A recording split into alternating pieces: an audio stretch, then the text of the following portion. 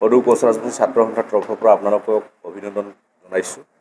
আমি বিশেষ কেইটামান উদ্দেশ্য লৈ আজি সদৌ কোচ ৰাজবংশী ছাত্ৰ সন্থাই আমি প্ৰেছ মিট দিব ওলাইছোঁ। প্ৰথম কথা হ'ল কোচ ৰাজবংশীসকল ভূমিপুত্ৰ খিলঞ্জীয়া হোৱাৰ পিছতো আজি প্ৰত্যেকটো দিশত কেৱল লাঞ্ছিত বঞ্চিত প্ৰতাৰণাৰ প্ৰবঞ্চনাৰ আমি বলি হৈ আহিছোঁ। তাৰ কাৰণে আমাৰ বিশেষকৈ আজি খিলঞ্জীয়া বিধানসভা ইলেকশ্যনৰ আগত কোচ ৰাজবংশীসকলৰ যি জনজাতিকৰণ আৰু কমতাপুৰ ৰাজ্যৰ যি দাবী, এই দাবী দুটা লৈ যদি আলোচনা নহয় আৰু কোচ ৰাজবংশীসকলক যদি জনজাতিকৰণ কৰা নহয়, তেতিয়াহ'লে কিন্তু এইখন চৰকাৰৰ এগেইনষ্টত যোৱাৰ কাৰণত আমি যিকোনো পথ লোৱাৰ কাৰণত আমি কিন্তু কোচ ৰাজবংশী ৰাইজ আমি সজাগ সচেতন হৈ আছোঁ। হয়,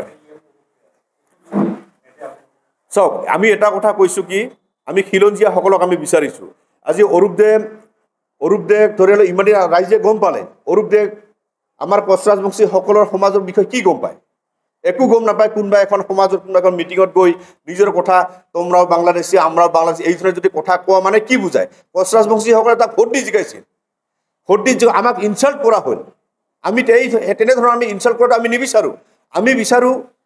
কোচ ৰাজবংশীসকল বা খিলঞ্জীয়া ভূমিপুত্ৰসকল যেনেকৈ আছে তেনেকৈ আমাৰ সমাজখন শক্তিশালী ৰূপত থকাটো আমি বিচাৰোঁ। কোনোবাই যদি আমাৰ ভোট লৈ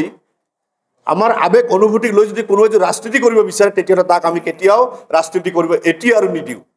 আমাৰ আৱেগ অনুভূতিক লৈ কোনেও খেলা কৰিব নোৱাৰিব। তাৰ কাৰণে আমি অনুৰোধ কৰিছোঁ, আমাৰ অনুভূতিক লৈ যদি কোনোবাই শ্ৰদ্ধা কৰি যদি আগবাঢ়ি, সেইটো বেলেগ কথা। আমি দেখিবলৈ পাৰোঁ অৰূপ দে 5 বছৰ হৈ গ'ল, আজি কোচ ৰাজবংশীসকলৰ কাৰণে কি কৰিছে? কোনোবাই এটা অনুষ্ঠানত গৈ পইচা লৈছে, লোৱাৰ পিছত আমাৰ সমাজখন বিচলিতহে কৰিছে। আমিতো ভাল ৰূপত কোচ ৰাজবংশী সমাজখন অধিক শক্তিশালী কৰিব লাগে বুলি ক'ত কৈছে? তেনেধৰণৰ মন্তব্য আজি 4-5 আমি একো শুনাই নাপালোঁ। তাৰ কাৰণে আমি বিচাৰিছোঁ, আমি আগৰ যি স্বাভিমানী জাতি হিচাপে বাচি থাকিব বিচাৰিছোঁ। আমাৰ সমাজখন যাতে কোনেও টান বান কৰিব নোৱাৰে, সেইখন সমাজ আমাৰ শক্তিশালী সমাজখন আমি ঘূৰাই বিচাৰিছোঁ। তাৰ কাৰণে আমাৰ সমাজখন নিজে যিহেতু শক্তিশালী কৰাৰ কাৰণে আমাৰ নিজা প্ৰতিনিধি আমাক লাগে। ইয়াত বিজেপিয়ে হওক যি হওক, তাৰ কাৰণতে আমি প্ৰত্যেকটো ৰাজনৈতিক দলক যিকেইটা আমি অপেন চিট আছে, এইকেইটা চিটত যদি আমি নাপাওঁ, তেতিয়াহ'লে কোচ ৰাজবংশী সমাজে তাৰ উত্তৰ দিব। ক্ষোভ আপোনালোকে গম পাইছে, প্ৰতিটো ঘৰে ঘৰে আপোনালোকে যদি যায়, তেতিয়াহ'লে আমাৰ কোচ ৰাজবংশী সমাজৰ যিটো ক্ষোভ, সেই ক্ষোভটো গম পাব। বিশেষকৈ আমি এটা কথা ক'ব বিচাৰিছোঁ, যিকোনো ৰাজনৈতিক লিডাৰে নিজৰ স্বাৰ্থ পূৰণৰ কাৰণত আমাৰ সমাজখন আপোনালোকে টান বান কৰিব নিবিচাৰিব। আমাৰ কোচ ৰাজবংশী সমাজখনক 3টা ভাগত ভাগ কৰে এই ৰাজনৈতিক ধুৰন্ধৰ লিডাৰসকলে। কোচ ৰাজবংশীসকলক কোনোবা এটা পাৰ্টত বঙালী সজায়, কোনোবা এটা পাৰ্টত আমাক অসমীয়া সজায়, কোনোবা এটা পাৰ্টত আমাক কোচ ৰাজবংশী। কিয়? আমি আপোনালোকক জনপ্ৰতিনিধি বনোৱাৰ পিছত আপোনালোকে আমাক 3 টুকুৰা কৰিব বিচাৰে, আমি কেনেকৈ সহ্য কৰিব পাৰোঁ? সেইকাৰণে কোচ ৰাজবংশী সমাজসকল সজাগ সচেতন হ'বৰ হ'ল। কোনো ৰাজনৈতিক লিডাৰৰ শ্ৰুতলিপি মতে আপোনালোকে কথা নুশুনিব। নিজৰ কথা নিজে যদি আমি কাম নকৰোঁ, হাতে কামে যদি কৰা নহয়, কোনো দল কোনো ৰাজনৈতিক দলে আমাক কেতিয়াও আগবঢ়াই লৈ নাযায়। সেইকাৰণে সদৌ কোচ ৰাজবংশী ছাত্ৰ সন্থাৰ লগতে প্ৰাক্তন আক্ৰাসুসকল, বিভিন্ন বুদ্ধিজীৱীসকলক লৈ আমি প্ৰত্যেকখন জিলাই জিলাই ৰাইজক সজাগ সচেতন কৰাৰ কাৰণে আমি সভা অনুষ্ঠিত কৰা হ'ব, ঘৰে ঘৰে যোৱা হ'ব, ঘৰক বুজোৱা হ'ব। আজি চৰকাৰে যি অৰুণোদয় আঁচনি দিয়া আছে, যিকেইটা আমাক চৰকাৰী আঁচনি প্ৰদান কৰিছে, সেই আঁচনি পোৱাৰ কাৰণত যে আমি যিকোনো চৰকাৰৰ যি পক্ষত থাকি যে ভোট প্ৰদান কৰিব লাগে, সেইটো নহয়। আজি প্ৰমোদ বৰাই যদি কিবা আঁচনি দিছে, প্ৰমোদ বৰক যে আমি ভোট দিব লাগিব, সেইটো কথা নুবুজায়। অসমৰ বিজেপি চৰকাৰে যিকেইটা আঁচনি দিছে, সেইকেইটা আঁচনি লোৱাৰ পিছত যে আমি যে সিহঁতক ভোট দিব লাগিব বুলি, সেইটো কথা নহয়। সেইটো আমাৰ প্ৰাপ্য অধিকাৰ, সেইটো আমি পাবই লাগিব, আমাক দিবই লাগিব। কিন্তু ভোট আমি কেনেকৈ প্ৰদান কৰিম? আমাৰ সমাজখন যোনে টান বান কৰিব নিবিচাৰিব, আমাক যদি আজি শক্তিশালী ৰূপত কোচ ৰাজবংশী ভূমিপুত্ৰসকলক যাৱজ্জীৱনলৈকে আমাক থকাৰ যদি পৰিৱেশ সৃষ্টি কৰিব পাৰিব, তেনেকুৱা এটা দলকে আমি ভোট প্ৰদান কৰিম। তাৰ কাৰণে আমি খিলঞ্জীয়া মানুহ এইবাৰ খিলঞ্জীয়া মানুহকে ভোট প্ৰদান কৰাৰ এই শ্লোগান লৈ ৰাইজৰ মাজত সোমাম। আৰু BTAD ইলেকশ্যনত কোচ ৰাজবংশীসকলক যদি টিকেটৰ পৰা প্ৰত্যেকটো ৰাজনৈতিক দলে যদি আমাক ডিপ্ৰাইভ কৰে, তেতিয়াহ'লে তাৰ আমাৰ মাজত যি ক্ষোভ হ'ব, সেই ক্ষোভৰ বহিঃপ্ৰকাশ। শক্তি আশ্ৰমত যি সভা অনুষ্ঠিত কৰা আছিলে, সেই সভাত আমি অংশগ্ৰহণ কৰাৰ কাৰণে আগভাগ লৈছিলোঁ। গোটেই আমাৰ জিলা কমিটি হোৱাৰ কাৰণে আমি ৰুম পৰ্যন্ত আমি ঠিক কৰিছিলোঁ। কৰাৰ পিছত আমাক যেতিয়া একত্ৰিতকৰণ কমিটিৰ এজন আহ্বায়কে আমাক ৰাতি 10টা বজাত যেতিয়া মেছেজটো দিলে তেতিয়া আমি খুব দুখ পাইছিলোঁ দুখেৰে আমি এই কথাটো কৈছিলোঁ এইটো ৰাজনীতিকৰণ কৰিব নালাগে আজি আক্ৰাসুক একত্ৰিতকৰণক লৈ যদি কোনোবাই ৰাজনীতিকৰণ কৰে তেতিয়াহ'লে সেই ৰাজনীতিকৰণৰ ফল সেই মানুহখিনিয়ে পাব আমি একত্ৰিতকৰণৰ কাৰণে আমি ৰেডি আছোঁ বাকীবিলাকে যিটো কৈ আছে 9টা গ্ৰুপ অমুক তাৰিখে হ'ব এতিয়া আমাৰ স্পষ্ট কথা একত্ৰিতকৰণৰ কাৰণে একত্ৰিতকৰণৰ শব্দৰ জৰিয়তে আমাৰ সমাজখন যাতে কোনেও ঠান-বান কৰিব নোৱাৰে শক্তিশালী ৰূপত কোচ ৰাজবংশীসকল ৰাজনৈতিকভাৱে এইবাৰ উত্থান হোৱাৰ কাৰণত যি আমাৰ প্ৰক্ৰিয়া হাতত লৈছোঁ সেইটো কোনোবাই নহ'লে কোনোবাই আগবঢ়াই লৈ যাবই লাগিব আমি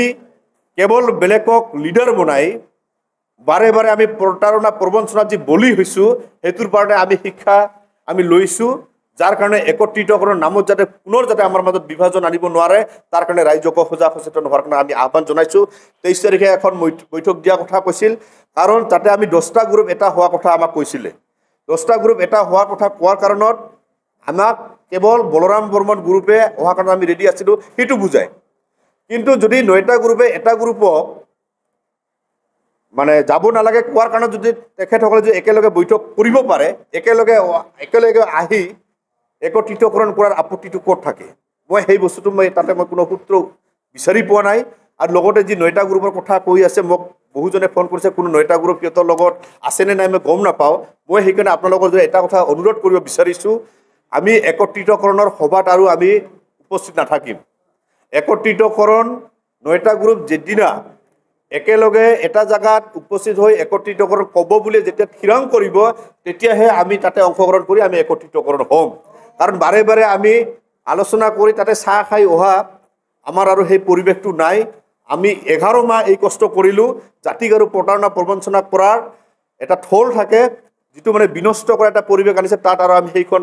সভাত আমি উপস্থিত নাথাকিম যদি একত্ৰিতকৰণ সঁচাকৈ হয় তেতিয়াহ'লে সেইখন সভাত আমি দলে বলে আমি গোটেই সংগঠনটোৱে আমি তাতে আহি অংশগ্ৰহণ কৰিম সমাগত এই বিটিএডি ইলেকশ্যন সমাগত এই বিটিএডি ইলেকশ্যনত যাতে আজি কোচ ৰাজবংশীসকল ভূমিপুত্ৰ হোৱাৰ পিছত যিহেতু আমাক বিটিএডি অঞ্চলত আমাক ৰাজনৈতিকভাৱে পংগু কৰা হৈছে কিন্তু পংগু কৰা হোৱাৰ পিছতো যিকেইটা মানে মুকলি যিকেইটা সমষ্টি আছে সেইকেইটা সমষ্টিটো কিন্তু আমাক এনেধৰণৰ লজ্জাত পেলাই যাৰ কাৰণে আমি খুব দুখেৰে আমি এটা কথা ক'ব আহিছোঁ কোচ ৰাজবংশী সমাজ এইবাৰ খিলঞ্জীয়া ভূমিপুত্ৰ হিচাপত আমি ভোট প্ৰদান কৰা হ'ব আমাক প্ৰত্যেকটো ৰাজনৈতিক দলক এটা কথা ক'ব বিচাৰিছোঁ লগতে অসম চৰকাৰক এটা কথা ক'ব বিচাৰিছোঁ আপোনালোকে যদি সঁচাকৈ জাতি মাতি ভেটিৰ কথা কোৱা যদি চৰকাৰ হয় তেতিয়াহ'লে আপোনালোকে প্ৰত্যেকটো সমষ্টিত খিলঞ্জীয়া ভূমিপুত্ৰসকলক যাতে লাজত নপৰে আমি যাতে ভালভাৱে যাতে ভোট প্ৰদান কৰিব পাৰোঁ তাৰ ব্যৱস্থা যাতে সঠিক ৰূপত কৰিব পাৰে তাৰ কাৰণে খিলঞ্জীয়া ভূমিপুত্ৰসকলক টিকেট দিয়াৰ কাৰণে আমি আহ্বান জনাইছোঁ লগতে বিশেষকৈ কোচ ৰাজবংশী ছাত্ৰ সন্থাৰ এটাই দাবী যি পৰিষদীয় নিৰ্বাচন বিটিআৰ হ'ব তাতে ফকিৰাগাৰাম আমাৰ গুমা তাৰপিছত থুৰিবাৰী আৰু মথনগুৰি এইকেইটা সমষ্টি যিহেতু কোচ ৰাজবংশী জিকা চান্স বহুতো আছে এইকেইটা সমষ্টিত এইবাৰ কোচ ৰাজবংশীসকলক ভোট দিব লাগিব আপোনালোকে গম পাইছে অসমত দুলীয়াজানত যিটো ঘটনা ঘটিলে সেই ঘটনাৰ কথা আমি চৰ্চা কৰাৰ প্ৰয়োজন আহি পৰিছে আপোনালোকে চাওক বিজেপি চৰকাৰ হোৱাৰ পিছত যেতিয়া অশোক সিংঘাল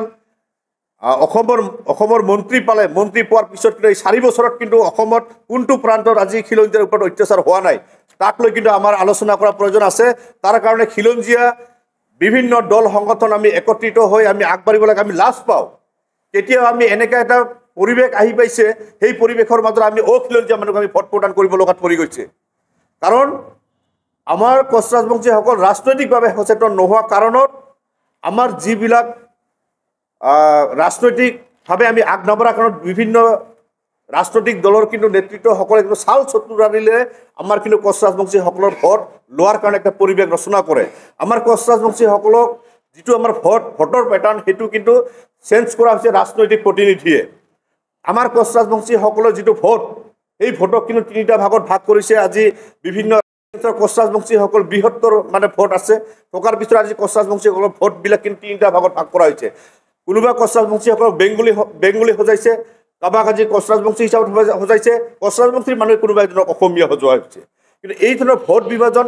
দেখুৱাই আমাৰ মাজত আমাক কেৱল প্ৰতাৰণা প্ৰবঞ্চনা কৰাৰ যি প্ৰৱণতা এই প্ৰৱণতাটো শেষ হ'ব লাগে আৰু প্ৰত্যেকটো কোচ ৰাজবংশী অঞ্চলত কোচ ৰাজবংশী প্ৰতিনিধি দিয়াৰ কাৰণত আমি আহ্বান জনাইছোঁ কাৰণ অখিলঞ্জীয়া মানুহ ভোট প্ৰদান কৰিলে দুলীয়াজনত যি ঘটনা ঘটিছে এই ঘটনা কিন্তু ইয়াতো নঘটিব বুলি আমি ক'ব নোৱাৰোঁ কাৰণ এইখন চৰকাৰত এজন অশোক সিংঘাল থকাৰ পিছত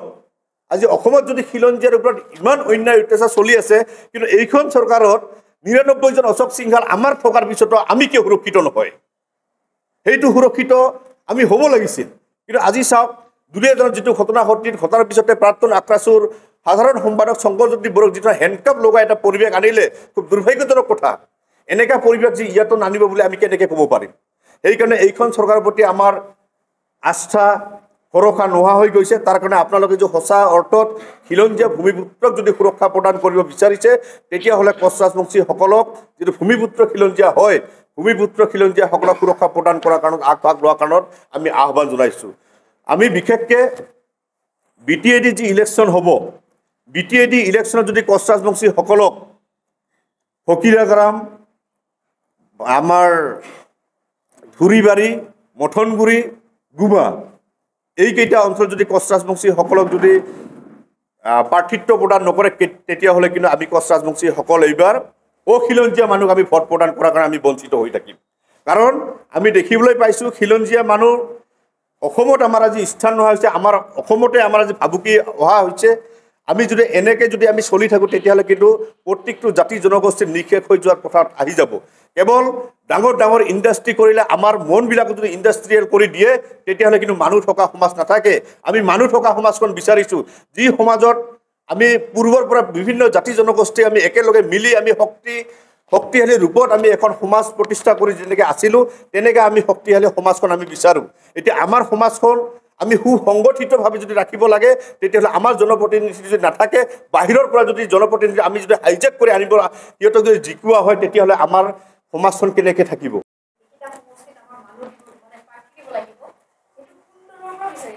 চাওক আমাৰ কথা হৈছে কি আমি প্ৰত্যেকটো দলৰ পৰাই বিচাৰিছোঁ কাৰণ এটা কথা হৈছে কি যদি আজি ফকিৰাগাৰাম অঞ্চল হৈছে কোচ ৰাজবংশী অধ্যুষিত অঞ্চল ইয়াত শক্তি আশ্ৰম বোলা আমাৰ ঐতিহ্য এটা জাগা এই অঞ্চলত যদি আমি খিলঞ্জীয়াসকলে যদি অখিলঞ্জীয়া মানুহ যদি ভোট প্ৰদান কৰিব লগা হয় কিমান দুখজনক কথা আপোনালোকে চিন্তা কৰক আমি বিচাৰিছোঁ ভূমিপুত্ৰ খিলঞ্জীয়াকে ভোট প্ৰদান কৰিব লাগে ভূমিপুত্ৰই যদি ভূমিপুত্ৰসকলক যদি ভোট প্ৰদান কৰিব নোৱাৰে তেতিয়াহ'লে এই দুলীয়াজনৰ যিটো ঘটনা ঘটিলে প্ৰত্যেকটো ঘৰে ঘৰে এই ঘটনা ঘটিব তাৰ কাৰণতে আমি আগজাননী যিটো পোৱা হৈছে সকলোৱে সজাগ সচেতন হৈ আমি আগবাঢ়িম আমি স্পেচিয়েল এটা পাৰ্টি নহয় আমাৰ কথা হৈছে যিটো সমষ্টিত কোচ ৰাজবংশী মানুহখিনি থাকে সেই মানুহখিনি গোটেইকেইটা ৰাজনৈতিক দলে আমাক কোচ ৰাজবংশী মানুহকে ভোট মানে প্ৰাৰ্থী প্ৰদান কৰিব লাগে চবেই কৰিব পাৰে আমাৰ কথা হৈছে কি আমি বিচাৰিছোঁ আমাৰ অধ্যুষিত অঞ্চলত আমাৰে মানুহ প্ৰাৰ্থী পাব লাগে যেতিয়া আমাৰ মানুহ প্ৰাৰ্থী পাব আমাৰ মানুহকে ভোট প্ৰদান কৰিব পাৰিম আমি খিলঞ্জীয়া মানুহ হৈ যদি অখিলঞ্জীয়া মানুহ ভোট প্ৰদান কৰিব লগা হয় তেতিয়াহ'লে এইটো দুৰ্ভাগ্যজনক কথা সেইকাৰণতে আমি বিচাৰিছোঁ খিলঞ্জীয়া অধ্যুষিত অঞ্চলসমূহত খিলঞ্জীয়া ভূমিপুত্ৰ মানুহে টিকেট প্ৰদান কৰাৰ কাৰণত আমি আহ্বান জনাইছোঁ আৰু তাৰ কাৰণে এই যে দুই এজন মানুহে সংগঠনৰ নাম লৈ কোনোবা এজন নেতাৰ পিছফালে গৈ দালালগিৰি কৰে সেই দালাল চক্ৰক কোচ ৰাজবংশী ছাত্ৰ সন্থাৰ লগতে কোচ ৰাজবংশী সমাজে এইবাৰ চিহ্নিত কৰিব আৰু ৰাইজে তাক ব্যৱস্থা কৰাৰ কাৰণতে আগভাগ ল'ব যাতে কোচ ৰাজবংশীসকল প্ৰত্যেকটো ক্ষেত্ৰত ৰাজনৈতিকভাৱে প্ৰতাৰণা প্ৰবঞ্চনা কৰে আপোনালোকে দেখিবলৈ পাইছে আজি বৃহত্তৰ সংখ্যক কোচ ৰাজবংশী মানুহ অসমত থকাৰ পিছতো আজি কিন্তু কোচ ৰাজবংশী মন্ত্ৰী আজি কোচ ৰাজবংশী এই অসম মন্ত্ৰীসভাত এজনো নাই খুব দুখৰ বিষয় কম জনসংখ্যা থকা মানুহ ইয়াত মন্ত্ৰিত্ব পায় বিশেষ জনগোষ্ঠী থকা ঐতিহাসিক স্বাভিমানী জাতি এটা থকাৰ পিছতো আমি ইমান জনসংখ্যা থকাৰ পিছতো আমি মন্ত্ৰিত্ব নাপাওঁ আমি ৰাজনৈতিকভাৱে আমি আগস্থান নাপাওঁ তাৰ কাৰণে আমি প্ৰতাৰণা প্ৰবঞ্চনাৰ পৰা যে শিকিবলগীয়া আমাৰ হৈছে সেইখিনি আমি শিকি গৈছোঁ এতিয়া ঘৰে ঘৰে গৈ আমি কোচ ৰাজবংশীসকলক বুজোৱা হ'ব যাতে আমাক লৈ কোনে ৰাজনীতি নকৰে আৰু যিসকল ব্যক্তি কোচ ৰাজবংশী মানুহখিনিয়ে বিভিন্ন ৰাজনৈতিক দলত আছে সেই ৰাজনৈতিক দলত থকা ব্যক্তিসকলক আমি কাটৰ আমি অনুৰোধ কৰিছোঁ আপোনালোকে যাতে নিজৰ দলত গৈ এই কথাটো আপোনালোকে জনাওক যাতে কোচ ৰাজবংশী অধ্যুষিত অঞ্চলসমূহত কোচ ৰাজবংশী মানুহসকলে যাতে ভোট খেলাৰ পৰিৱেশটো যাতে সৃষ্টি কৰাই দিয়ে তাৰ কাৰণে আমি অনুৰোধ জনাইছোঁ হৈছোঁ চিন্তিত হোৱাৰ কাৰণে আজি কোচ ৰাজবংশী সমাজ থানবাদ নহওক, কোচ ৰাজবংশীসকলৰ লগতে অসমত থকা ভূমিপুত্ৰ খিলঞ্জীয়াসকল থানবাদ নোহোৱাৰ কাৰণে আজি ভূমিপুত্ৰ খিলঞ্জীয়াসকল শংকিত যাতে হ'ব লগা নহয়, তাৰ কাৰণে প্ৰত্যেকটো নিৰ্বাচনত খিলঞ্জীয়া ভূমিপুত্ৰসকলক আগস্থান দিয়াৰ কাৰণত প্ৰত্যেকটো ৰাজনৈতিক দলক আমি আহ্বান জনাইছোঁ। কাৰণ আমাৰ যদি ভূমিপুত্ৰ খিলঞ্জীয়াসকলক যদি ৰাজনৈতিকভাৱে যদি আগবঢ়াই দিয়া নহয়, তেতিয়াহ'লে কিন্তু এই 4 বছৰত প্ৰত্যেকখন যি ধৰণে খিলঞ্জীয়াৰ ওপৰত অন্যায় অত্যাচাৰ চলি আছে, এই ধৰণৰ কিন্তু অন্যায় অত্যাচাৰ প্ৰত্যেকটো ক্ষেত্ৰত আহি পৰিব, প্ৰত্যেকটো ঠাইত আহিব। আমি খিলঞ্জীয়া মানুহ এদিন ঘৰ বাৰী এৰি আমি বেলেগত যাব লগাৰ পৰিৱেশ আহিব পাৰে। তাৰ কাৰণতে আৰু অসমৰ আৰক্ষী বিষয়াসকলক মই এটা কথা অনুৰোধ কৰিব বিচাৰিছোঁ, শংকৰজ্যোতি বৰুৱাৰ যিটো এটা তেল ডিপুত কাজিয়া পেচাল লৈ খিলঞ্জীয়া এজন জাতীয়তাবাদী লিডাৰক যি ধৰণে হেণ্ডকাপ লগাই চোৰৰ দৰে তাক লৈ যোৱা হ'ল, যদি সঁচা অৰ্থত যদি এই অসম চৰকাৰৰ যদি ইমান যদি শক্তি আছে, তেতিয়াহ'লে প্ৰত্যেকটো অঞ্চলত কোচ ৰাজবংশীকে আদি কৰি যিমান খিলঞ্জীয়া মানুহৰ মাটি বাৰী কিন্তু আজি অখিলঞ্জীয়া মানুহে মানে হস্তক্ষেপ কৰি আছে। সেইবোৰ কিন্তু আজি 10 বছৰ 15 বছৰকৈ কেছ চলি আছে, কিন্তু আমাৰ মানুহখিনি আজি তাতে কোনো আজি পৰ্যন্ত মানে নিজৰ ভূমিখিনি ঘূৰাই অনাৰ কাৰণে যিখিনি মানে সহযোগিতা পাব লগা আছিল আজি পৰ্যন্ত পোৱা নাই। যদি আপোনালোকে ভালভাৱে যদি খিলঞ্জীয়াৰ পক্ষতে আছে, এই ধৰণৰ কাম কৰাৰ কাৰণে আমি আহ্বান জনাইছোঁ। লগতে এটা কথা ক'ব বিচাৰিছোঁ, আজি এজন অশোক সিংঘাল অসম চৰকাৰৰ মন্ত্ৰী হোৱাৰ পিছত আজি যি ধৰণৰ অখিলঞ্জীয়া মানুহখিনিৰ আজি ইউপিৰ পৰা আৰম্ভ কৰি নাইজাৰ পৰা যি ধৰণৰ কাৰোবাৰ ফোনত আহিলে আমাৰ মানুহক হেণ্ডকাপ লগোৱা পৰিৱেশ আহি পৰিছে। অসমত ইমান অসমীয়া অশোক সিংঘালখিনি থকাৰ পিছত আমি কিয় সুৰক্ষিত নহয়? সেইকাৰণে অসমৰ বিভিন্ন থলুৱা ভূমিপুত্ৰ খিলঞ্জীয়াসকল আমি একত্ৰিত হৈ আগবাঢ়িব লাগে। আৰু এটা কথা আমি স্পষ্ট আকাৰে কৈছোঁ, ফকীৰাগাৰাম, গুমা, থুৰিবাৰী আৰু মথনগুৰি এইকেইটা সমষ্টি যদি কোচ ৰাজবংশীসকলক যদি আমাৰ যদি টিকেট প্ৰদান কৰা নহয় যিকোনো ৰাজনৈতিক দলে, তেতিয়াহ'লে কিন্তু আমাৰ যি মনত যি ক্ষোভ, সেই ক্ষোভৰ যি উদ্গীৰণ হ'ব, সেই উদ্গীৰণত কিন্তু প্ৰত্যেকখন চৰকাৰে তাৰ ফল পাব। তাৰ কাৰণে আমি বিনম্ৰভাৱে অনুৰোধ জনাইছোঁ। আৰু লগতে এটা কথা ক'ব বিচাৰিছোঁ, আজি ৰাজনৈতিকভাৱে সজাগ সচেতন কৰাৰ কাৰণত, জাতি জনগণনা সঠিক পথত হোৱাৰ কাৰণত আমি প্ৰত্যেক কোচ ৰাজবংশীৰ ঘৰত সোমোৱাৰ কাৰণে আমি পৰিৱেশ ৰচনা কৰিব ওলাইছোঁ। তাৰ কাৰণে অহা 26 তাৰিখে কোকৰাঝাৰত এখন আমাৰ বৈঠক অনুষ্ঠিত কৰা হ'ব। সেই বৈঠকত প্ৰাক্তন আক্ৰাছু, বৌদ্ধিক মহল, সচেতন মহল, গোটেই আমাৰ যিমান কোচ ৰাজবংশীৰ মানুহ আছে প্ৰত্যেকক আমি আমন্ত্ৰণ জনাম। এই কোচ ৰাজবংশীসকল নিজৰ পৰিচয় যাতে আমি গৌৰৱে দিব পাৰোঁ, আৰু কোনো ৰাজনৈতিক লিডাৰে নিজৰ স্বাৰ্থ পূৰণৰ কাৰণে যাতে আমাৰ সমাজখনক যাতে ভাগ কৰিব নোৱাৰে, তাৰ কাৰণে সজাগ সচেতন হোৱাৰ কাৰণত 26 তাৰিখে কোকৰাঝাৰত এখন আমি সভা অনুষ্ঠিত কৰিছোঁ। আপোনালোকৰ যদি সেই সভাত কোচ ৰাজবংশীসকলক, সচেতন ব্যক্তিসকলক, কোচ ৰাইজক এইখন সভাত মানে উপস্থিত থকাৰ কাৰণত আপোনালোকৰ জৰিয়তে আমি অনুৰোধ জনাইছোঁ।